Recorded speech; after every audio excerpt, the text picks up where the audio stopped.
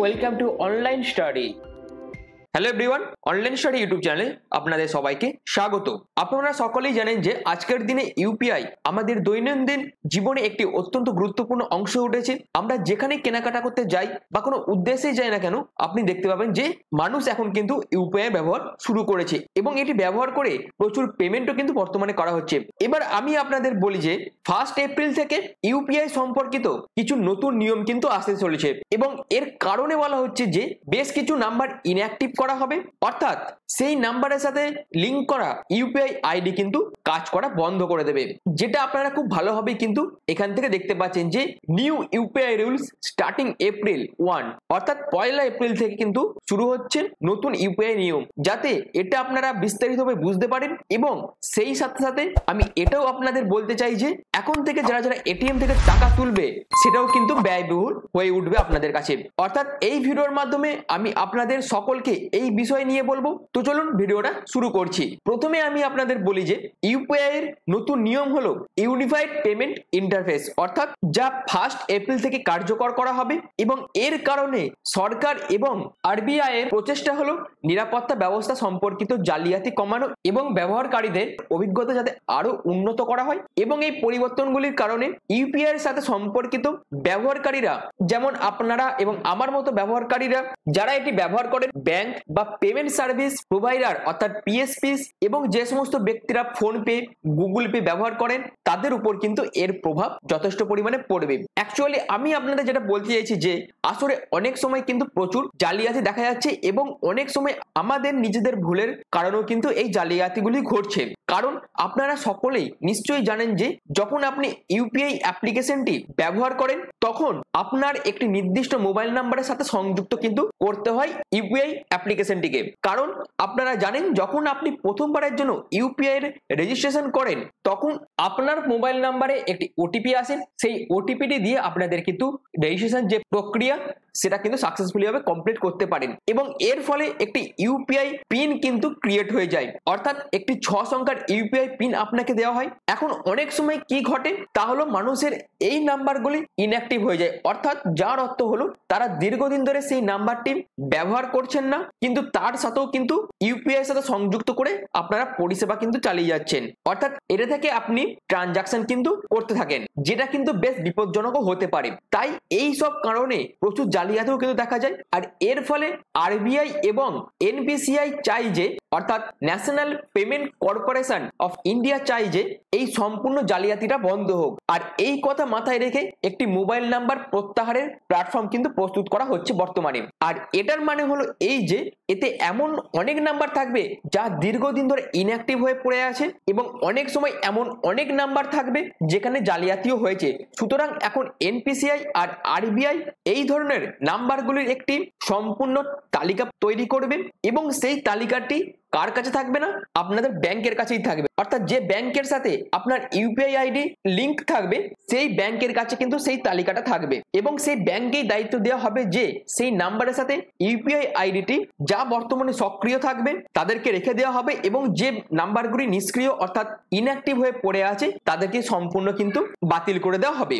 অর্থাৎ পুনর্ব্যবহৃত বা পরিবর্তিত মোবাইল নাম্বারগুলি পর্যবেক্ষণ করার জন্য সাপ্তাহিক ভিত্তিতে তাদের ডেটাবেসগুলি রিফ্রেশ করতে বলা হবে ব্যাংকগুলিকে। আর এরপরে কি হবে না, ট্রানজাকশন অর্থাৎ আপনাদের লেনদেনের ত্রুটিও কিন্তু কমবে। এবার আসি লিঙ্কিং এর সহজ অর্থ হলো আপনাদের মধ্যে যে কোনো মানুষ এমন একটি ইউপিআই আইডি ব্যবহার করছেন যা এমন একটি নাম্বারের সাথে সংযুক্ত থাকে এবং যা আপনি দীর্ঘদিন ধরে ব্যবহার করছেন না, সেই নাম্বারটি কিন্তু ইনঅ্যাক্টিভ হয়ে যায়। অথবা কখনো কখনো এমনও হয় যে ধরুন আপনারা সবাই জানেন যে আপনি যদি 90 দিন ধরে আপনার যে মোবাইল নাম্বারটি আছে সেটা ব্যবহার করছেন না এবং হয়তো আপনি রিচার্জও করছেন না, তাহলে সেক্ষেত্রে কি হয়, আপনার পরিষেবা প্রদানকারী অর্থাৎ আপনি যে কোম্পানির সিম ইউজ করছেন অর্থাৎ এয়ারটেল হতে পারে, জিও হতে পারে, এই কোম্পানিগুলো কি করতে পারে না, আপনার যে মোবাইল নাম্বারটি আছে সেই মোবাইল নাম্বারটি অন্য কাউকে কিন্তু দিয়ে দেওয়ার যে ক্ষমতা সেটা কিন্তু এই কোম্পানিগুলো থাকে, যেহেতু আপনি 90 দিন ধরে রিচার্জও করছেন না এবং দীর্ঘদিন ধরে আপনি আপনার নাম্বারটি ইউজ করছেন না, এবং এর ফলে অনেক সময় দেখা যায় যে সেই নাম্বারটি অন্য কারোর কাছে চলে গেছে, অর্থাৎ সেই নাম্বারটি কোম্পানিগুলো অন্য কাউকে দিয়ে দিয়েছে। এবং যখন আপনাকে ইউপিআই এর মাধ্যমে টাকা গ্রহণ করতে হয় তখন জানা যায় যে টাকাটি অন্য কারোর কাছে চলে গেছে, অর্থাৎ যেহেতু নাম্বারটি চেঞ্জ হয়ে গেছে সেই জন্য সেই নাম্বারটি যাকে দেওয়া হয়েছে সে যদি ওই একই নাম্বারে ইউপিআই আইডি ক্রিয়েট করে থাকে, সেক্ষেত্রে আপনি যখন ট্রানজাকশন করছেন আপনার কাছে টাকাটি এলো না এবং এর ফলে সেই টাকাটি অন্য কারোর কাছে চলে গেল। এই সমস্যারও সম্মুখীন কিন্তু অনেকেই হয়। তাই এই সমস্ত বিষয় সমাধানের জন্য শেষ পর্যন্ত এনপিসিআই বলেছে যে এই তালিকার ভিত্তিতে এবং এই তালিকায় থাকা নম্বরগুলির সাথে সম্পর্কিত যে কোনো ইউপিআই আইডিকে সম্পূর্ণভাবে কিন্তু ইনঅ্যাক্টিভ করা হবে, অর্থাৎ আপনি সেই নাম্বারে কিন্তু আর কোনো টাকা ট্রানজাকশন করতে পারবেন না। তাই এটি কিন্তু খুবই গুরুত্বপূর্ণ একটি বিষয়। তাই মূলত এর প্রভাব কিন্তু ব্যবহারকারীদের উপর পড়বে, আর এটা আসবে আপনাদের মধ্যে যদি কেউ এই ধরনের নাম্বার ব্যবহার করেও ইউপিআই থেকে ট্রানজাকশন করছেন, তাদের বলা হচ্ছে যে আপনারা নাম্বারটি নয় সক্রিয় করুন, অর্থাৎ রিচার্জ করে নাম্বারটিকে চালু করুন, আর নয়তো নাম্বারটিকে বন্ধ করে আপনি নতুন ফোন নাম্বার অর্থাৎ ভ্যালিড ফোন নাম্বার দিয়ে আপনাদের ইউপিআইটিকে পুনরায় রেজিস্ট্রেশন করুন। যদি না করেন সেক্ষেত্রে আপনাদের কিন্তু ইউপিআই এর আইডি সম্পূর্ণভাবে বাতিল করে দেওয়া হবে। এছাড়াও অনেক সময় কি দেখা যায় যে না, আপনি হয়তো মোবাইল নাম্বারটি আপডেট করেছেন কিন্তু এই তথ্যটা ব্যাংকের ইউপিআই দিয়ে আপনি আপডেট করেননি, তাই আপনাদের বলা হচ্ছে যে আপনারা আপনাদের নতুন যে মোবাইল নাম্বারটি সেটি ইউপিআই আইডি দিয়ে আপডেট করিয়ে নিন, যাতে এই ধরনের সমস্যা আর যাতে না হয়। কারণ এর ফলে কি হবে না, যদি আপনারা এই সমস্ত আপডেটগুলি না করান সেক্ষেত্রে 1 এপ্রিল থেকে কিন্তু আপনাদের ইউপিআই আইডিটি বাতিল করে দেওয়া হবে এবং আপনারা কোনো রকম ট্রানজাকশন কিন্তু করতে পারবেন না। অর্থাৎ আপনাদের যে মোবাইল নাম্বার আছে অর্থাৎ যে রেজিস্টার্ড মোবাইল নাম্বারটি আপনাদের কনফার্ম করতে হবে এবং 1 এপ্রিলের মধ্যে আপনাদের এই নতুন নাম্বারটিও কিন্তু ব্যাংক রেকর্ডের সাথে আপডেট করে নিতে হবে, অন্যথায় 1 এপ্রিল থেকে আপনাদের সম্পূর্ণ ইউপিআই এর মাধ্যমে কিন্তু ট্রানজাকশন বন্ধ হয়ে যাবে। এবার প্রশ্ন হলো এই ইউপিআই এর জন্য মোবাইল নাম্বারটি কেন এত গুরুত্বপূর্ণ?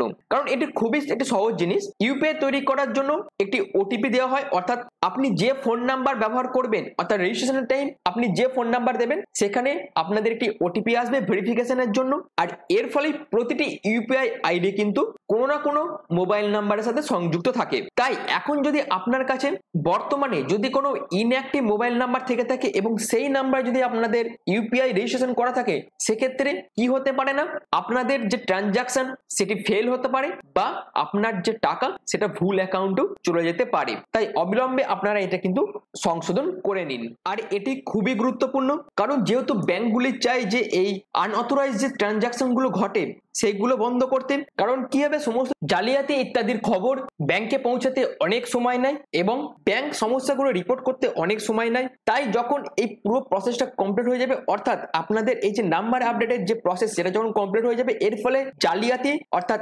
আনঅথরাইজড ট্রানজাকশন গুলো যখন কম হবে এর ফলে পুরো জিনিসটাই কিন্তু আরো উন্নত হবে। অর্থাৎ এর সাথে সাথে আপনারা যে নাম্বারগুলো আপডেট করবেন এবং আপনারা যে ট্রানজাকশন গুলো করবেন তার যে সঠিক ডেটাগুলো যেগুলোতে এখনো পর্যন্ত অনেক সমস্যা ছিল সেই সমস্যাগুলো কিন্তু এবার থেকে আর থাকবে না, অর্থাৎ সঠিক ডেটা কিন্তু এবার থেকেই ব্যাংকের কাছে থাকবে এবং আপনাদের যে ট্রানজাকশন সেটা কিন্তু খুবই ভালোভাবে করা হবে। হ্যাঁ, এটা সত্য যে এর ফলে ব্যাংকগুলির যে ইনফ্রাস্ট্রাকচার সেটা কিন্তু বাড়াতে হবে, কারণ ব্যাংকগুলিকে অর্ডার দেওয়া হবে যে সপ্তাহে একবার করে যে মোবাইল রেকর্ড আছে ইউপিআই এর সেই রেকর্ডগুলোকে কিন্তু আপডেট করতেও কিন্তু প্রত্যেকটি ব্যাংকে বলা হয়েছে। আর এর জন্য কিন্তু সত্যি বড় একটি ইনফ্রাস্ট্রাকচারেরও প্রয়োজন এবং যার পরিবর্তনটাও কিন্তু প্রতিটি ব্যাংকগুলিতে আসবে। তারপর এছাড়াও যদি আমরা ফোন পে, গুগল পে ইত্যাদি যারা যারা ব্যবহার করতেন তাদের সম্পর্কে যদি কথা বলি, তাদের জন্য ভালো একটা ব্যাপার, কারণ যে সমস্ত ট্রানজাকশন অনেকবার ব্যর্থ হতো সেগুলো কিন্তু এই কারণে হতো, অর্থাৎ আপনাদের ওই ইনঅ্যাক্টিভ নাম্বারটির জন্য কিন্তু সেই ট্রানজাকশন গুলো ব্যর্থ হতো। এছাড়াও আপনারা অনেক সময় দেখেছেন যে আপনি একটি নাম্বারে কাউকে টাকা পাঠাচ্ছেন, অর্থাৎ হয়তো আপনি 200 টাকা কাউকে পাঠাচ্ছেন কিন্তু সেটা কিন্তু যাচ্ছে না, বারবার ব্যর্থ হচ্ছে। অর্থাৎ সেক্ষেত্রে কি হয় না, আপনার ইউপিআই আইডির যে ফোন নাম্বারটি দিয়ে রেজিস্ট্রেশন করা আছে সেই ফোন নাম্বারটি নিজেই সক্রিয় নয়, অর্থাৎ নিজেই ইনঅ্যাক্টিভ হয়ে পড়ে আছে। তাই এরপর থেকে যেহেতু আপনারা এবার থেকে আপনাদের এই ফোন নাম্বারটি আপডেট করে নেবেন, এর ফলে কি হবে না, এই ধরনের পেমেন্ট উল্লেখযোগ্য হবে কিন্তু হ্রাস পাবে এবং যেটি ব্যবসার ক্ষেত্রে খুবই উপকারী হবে। অর্থাৎ এখন থেকে পেমেন্ট কিন্তু কম ব্যর্থ হবে, যার ফলে প্রতিটি ব্যবসায়ী আরো পছন্দ করবে ইউপিআইটিকে ইউজ করতে এবং এর ফলে খুব সহজেই তার ট্রানজাকশনটাও কিন্তু করতে পারবে, যেটা কিন্তু খুবই ভালো একটা বিষয়। এবার আমি আপনাদের বলবো যে সম্প্রতি কিছু ঘটনা ঘটেছে, অর্থাৎ কিছু খবর এসেছে, যেটা হলো রুপে কার্ড সম্পর্কে। অর্থাৎ গভর্নমেন্ট আগে মার্চেন্ট ডিসকাউন্ট রেটে যে সাবসিডিটা দিত সেটা গভর্নমেন্ট কিন্তু বর্তমানে বন্ধ করে দিয়েছে। তাই আমাদের এখন কিন্তু দেখতে হবে যে এই রুপে কার্ডের ভবিষ্যৎটা কি আছে। যেখানে আপনারা যদি দেখেন ভিসা মাস্টার কার্ড যেগুলো আছে সেগুলোতে ট্রানজাকশনের সমস্ত খরচ কিন্তু এদের উপরই থাকে। কিন্তু রুপে কার্ডের কি হবে, যেখানে আমাদের দেশের গভর্নমেন্ট এটাকে খুবই জনপ্রিয় করতে চেয়েছিল, তাই এখনো পর্যন্ত সরকার কিন্তু এর জন্য সাবসিডি দিচ্ছিল যাতে এটি আরো পপুলার করা যায় মানুষের কাছে। এবং রুপে কার্ডের মার্কেট শেয়ার প্রায় 40% হয়েও গিয়েছিল। আর এখন বর্তমানে সরকার এই রুপে কার্ডের উপরও কিন্তু সাবসিডি সরিয়ে নিচ্ছে। কিন্তু ইউপিআই এর ক্ষেত্রে আপনাদের মনে রাখতে হবে যে ইউপিআই এর মাধ্যমে আপনারা যাই করুন না কেন, আপনি যদি আপনার বন্ধুদের সাথে 1000 টাকাও যদি ট্রানজাকশন করেন সেক্ষেত্রে কিন্তু আপনাদের কোনো খরচ কিন্তু হয় না। এটা আপনারা ভাবছেন যে এটা সবই বিনামূল্যে, কিন্তু ব্যাংকগুলোকে কিন্তু একটা কস্ট কিন্তু দিতে হয়, অর্থাৎ যেটা হয়তো হতে পারে 0.5%, অর্থাৎ 50 পয়সা হয়তো ব্যাংকের খরচ হতে পারে। কিন্তু আপনারা কি ভাবছেন না আপনাদের কোনো টাকা দিতে হচ্ছে না এই ট্রানজাকশনের জন্য, কিন্তু আপনাদের যে ব্যাংক আছে যার সাথে আপনাদের ইউপিআই আইডির লিঙ্ক আছে সেই ব্যাংকে কিন্তু একটা পয়সা কিন্তু দিতে হয় এই ট্রানজাকশনের জন্য। আর এই ট্রানজাকশনের জন্য ব্যাংকের যে খরচাটা হয় তার উপরও কিন্তু সরকার সাবসিডি দেয়, অর্থাৎ 1500 কোটি টাকার মতন কিন্তু সাবসিডি গভর্নমেন্ট থেকে কিন্তু অ্যাপ্রুভ করা হয়েছে। যেখানে আপনারা যদি 2000 টাকার নিচে ইউপিআই থেকে ট্রানজাকশন করেন সেক্ষেত্রে কিন্তু সরকারের তরফ থেকে এই সাবসিডিটা দেওয়ার কিন্তু ব্যবস্থা করে দেওয়া হয়েছে। অর্থাৎ এর অর্থই হলো সরকার 2000-এর কম মূল্যের সমস্ত ইউপিআই ট্রানজাকশনের উপর ব্যাংকগুলিকে কিন্তু এই সাবসিডিটা দেবে, যাতে ইউপিআই আরো পপুলার হয় মানুষের কাছে। যেখানে ইউপিআই অল ওভার ইন্ডিয়াতে কিন্তু খুব ভালোভাবে কিন্তু গ্রো করছে। যেখানে আপনারা দেখতেই পাচ্ছেন জানুয়ারি 2025-এ ইউপিআই যত রেকর্ড ছিল সেটা কিন্তু ব্রেক করে গেছে। অর্থাৎ 2025 সালে জানুয়ারিতে 16.99 বিলিয়ন অর্থাৎ প্রায় 17 বিলিয়ন ট্রানজাকশন কিন্তু হয়েছে, যার মোট মূল্য যদি আপনারা দেখেন প্রায় 23.48 লক্ষ কোটি টাকারও বেশি। আর আজ পর্যন্ত ভারতে যে সমস্ত যা খুচরো পেমেন্ট হয় তার 80% কিন্তু ইউপিআই এর, অর্থাৎ মানুষ কিন্তু বর্তমানে বৃহৎ পরিসরে ইউপিআই ব্যবহার করছে। এছাড়াও আপনারা যদি ইউপিআই এর মধ্যেও দেখেন সবচেয়ে বড় মার্কেট শেয়ার হচ্ছে এই সময় ফোন পে, এবং তারপর হচ্ছে গুগল পে, পেটিএম এবং বাকিদের আপনারা দেখতে পাবেন। অর্থাৎ ফোন পে বর্তমানে ইউপিআই এর সবচেয়ে বড় মার্কেট শেয়ার কিন্তু ক্যাপচার করে রেখে দিয়েছে। এখানে সম্প্রতি আরেকটি খবর এসছে যা আমি আপনাদের বলতে চাই, যেটা হলো এবার থেকে আপনারা যারা যারা এটিএম ব্যবহার করছেন, অর্থাৎ যারা যারা ক্যাশ ব্যবহার করেন, ইউপিআই কম ব্যবহার করেন, তাদের জন্য কিন্তু এটি বিরাট বড় ধাক্কা। কারণ আরবিআই এর তরফ থেকে বলা হয়েছে যে এটিএম থেকে টাকা তোলার জন্য যে ইন্টারচেঞ্জ ফি সেটা কিন্তু বাড়ানো হবে। অর্থাৎ এবার থেকে আপনারা যারা যারা এটিএম থেকে টাকা তুলবেন তাদের জন্য কিন্তু এই টাকা তোলার খরচ কিন্তু বেড়ে যাবে।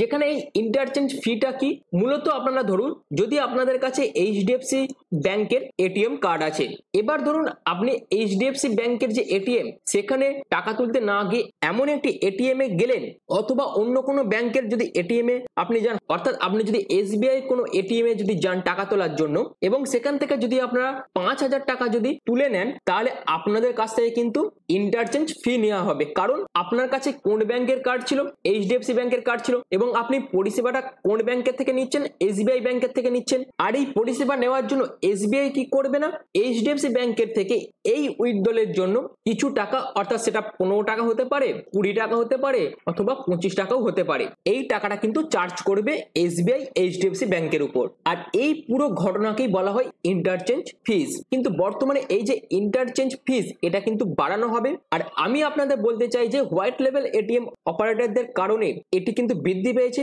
যেখানে কি হয় দেখুন, কিছু কিছু ব্যাংকের তো নিজস্ব এটিএম থাকে, যেমন অ্যাক্সিস ব্যাংকের নিজস্ব এটিএম আছে, এসবিআই নিজস্ব এটিএম আছে। কিন্তু আপনি যদি অনেক গ্রামীণ এলাকাতে গেলেন বা এমনকি কোনো বড় শহরতলিতেও আপনারা যদি দেখেন, টাটার ইন্ডিক্যাশ বলে একটি এটিএম আছে, এর তো নিজের কোনো ব্যাংক নেই, কিন্তু এরা কি করছে না, এটিএম এর যে সার্ভিস সেটা কিন্তু সাধারণ মানুষের জন্য ওপেন করে দিচ্ছে। যেখানে কি করা হয় না, যে কোনো ব্যাংকের এটিএম কার্ড থেকে আপনারা কিন্তু টাকা তুলতে পারবেন। আর এর ফলে কিন্তু এরা কিছু পরিমাণ চার্জও করে, অর্থাৎ যাকে আমরা ইন্টারচেঞ্জ ফি বলি। তো এই যে white level ATM operator user যারা যারা আছে তারা আরবিআই এর কাছে রিকোয়েস্ট করেছিল এই যে ইন্টারচেঞ্জ ফি আছে এটা বর্তমানে খুবই কম, এটা যাতে বাড়ানো হয়, তার জন্য কিন্তু এরা আরবিআই এর কাছে অনুরোধ করেছিল।